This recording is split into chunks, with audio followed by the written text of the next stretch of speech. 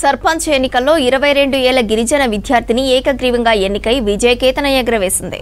ఖమ్మం జిల్లా రఘునాథపాలెం మండలం మంగ్య తండాకు చెందిన మాలోత్ బాల్ సింగ్ మూడో కూతురు Maloth Bhargavi degree second year చదువుతోంది.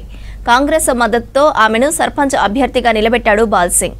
తన గ్రామాన్ని బాగు చేయడం కోసం విద్యను అభ్యసిస్తున్న యువతి ఎన్నికల్లో నిలబడటంతో ప్రత్యర్థి పార్టీలు కూడా ఒక అడుగు వెనక్కి తగ్గి భార్గవిని ఏకగ్రీవంగా ఎన్నుకున్నారు.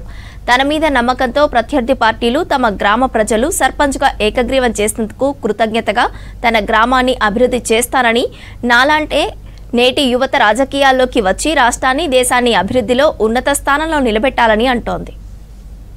ఖమ్మం జిల్లా రఘునాథపాలెం మండలం మంగతండ అనే గ్రామ పంచాయతీ.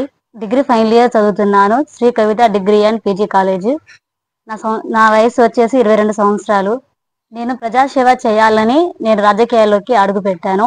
ప్రజలకు ఏ కష్టం వచ్చినా సరే నేను వాళ్ళ ముందు ఉండి వాళ్ళ కష్టాన్ని తీరుస్తానని మాటిస్తున్నాను. పార్టీలో ప్రజలు కలిసి నన్ను సర్పంచ్గా ఎనామస్గా ఎన్నుకోవడం జరిగింది. గ్రామీణ అభివృద్ధికి నేను ఎప్పుడూ తోడ్పడి ఉంటానని మాటిస్తున్నాను. యువత రాజకీయాల్లోకి రావాలనే అంశంతో నేను రాజకీయాల్లోకి అడుగు పెట్టాను. మా ఊర్లో ఉన్న అన్ని పార్టీలు ప్రజలు కలిసి నన్ను సర్పంచ్గా ఎనామస్గా ఎన్నుకోవడం జరిగింది.